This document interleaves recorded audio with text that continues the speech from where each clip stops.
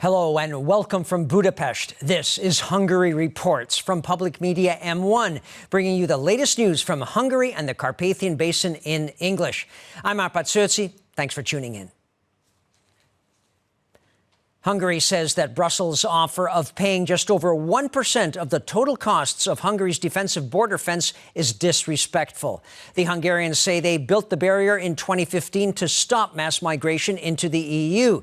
The €20 million offer comes after 2 years of deliberations by the European Commission. The fence at the southern border of Hungary has been standing for almost 1,500 days now.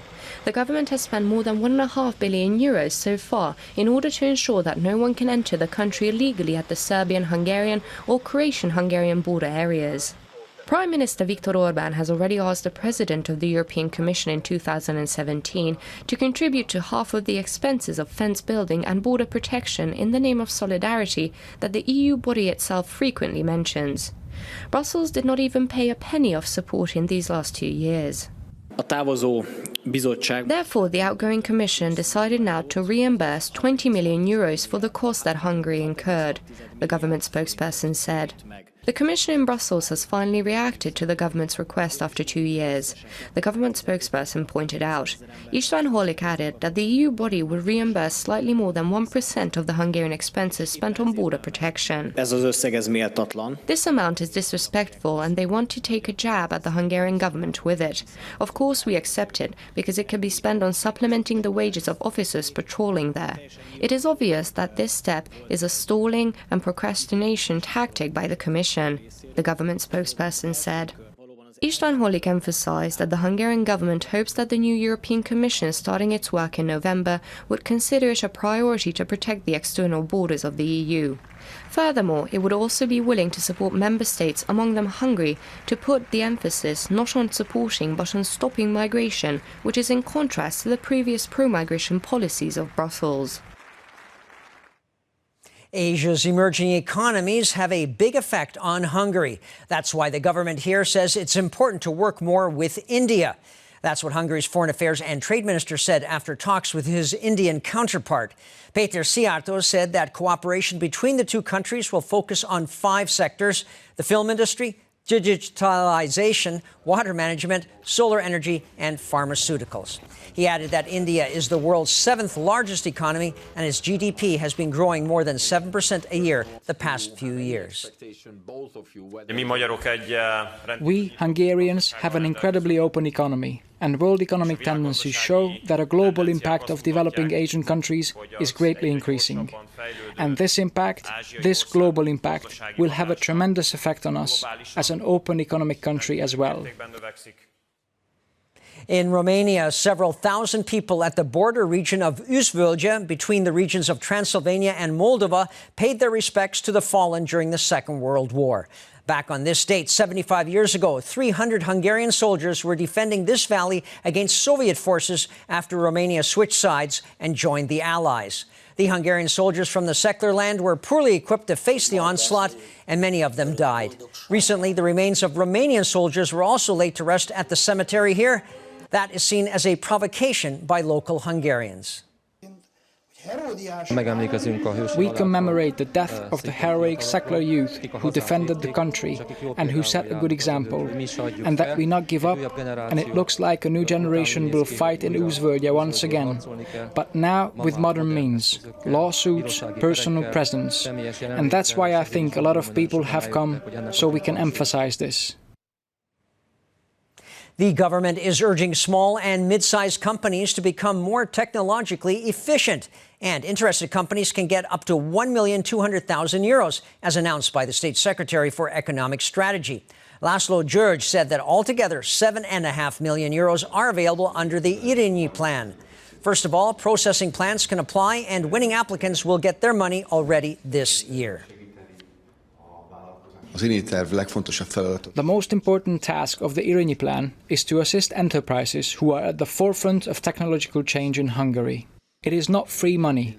These enterprises get this money to show other enterprises how a successful technological renewal is possible. Their task will also be to pass their knowledge to other areas. 50 railway stations in Hungary with the heaviest traffic will be renovated over the next 5 years. The main goal is for both the interiors and exteriors to become aesthetically pleasing, as well as for facilities to be comfortable for passengers awaiting their trains. Workers are renovating the railway station of Kőbánya. The large number of scaffolds indicate that a large renovation has been started. Hungarian state railways will renovate 50 railway stations by 2023. The undertaking will cost around 12 to 15 million euros per year to improve the buildings and make passenger rooms more comfortable. We would like to renew and repaint the buildings, as well as provide an environment worthy for passengers for travelling and reflecting European standards. It is really important that we have launched this renovation in the framework of the programme, the chief executive officer said. Mainly facades and roofs will be fixed. However, there will be stations where sitting areas and platform lights will be replaced. Most of the work will be carried out in Pest County, and passengers will be informed of possible schedule changes through public address systems. With just a week to go before school starts, elementary schools across the country are receiving textbooks for their pupils. Some schools, in fact, have already handed them out. And this year, everyone from grades 1 to 9 get their books for free. Textbooks are lined up, all sorted and marked with names in this school in Kecskemét. They've already started to distribute them. Everyone will receive them by the end of the week. Good day, 3B. Handing out the books is quick. After a quick signature, the students can simply take home their new books. The textbooks arrived on Monday to the Sashalmi Tanoda Primary School in the capital. Here, students will receive their books on the first day of school. The textbooks will arrive on time before the start of the school year to all the schools. Every child from the 1st to the 9th grade will get their textbooks free of charge, and by next year this will include students in high school as well. More has been allocated for school lunches too. More than half of the students, around 600,000 of them, will receive free school lunches. The state also finances the student's first language exam if he or she passes, as well as the theory test for those taking driving lessons. The government is spending more money than ever on education. The aim is to reduce the financial burden on families. If we compare the number that the 2010 budget spent on education and child support and the figure that the 2020 budget was spent for the same things, then we can see that this sum has been increased by almost 2 billion euros. Bence Rétvári explained. The school year will begin next Monday and will finish on the 15th of June. Students will have to spend 180 days in school. The first days off will be the autumn break, which will last 9 days.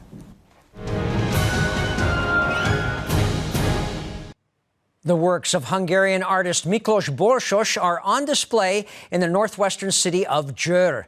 The curators have picked works with biblical themes from the creations of this artist and sculptor.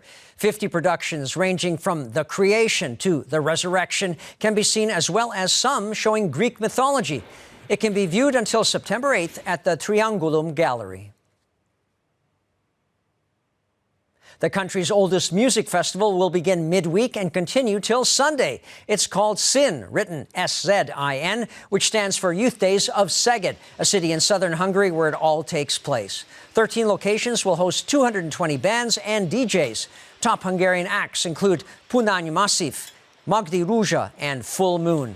And there'll be plenty of international performers, too.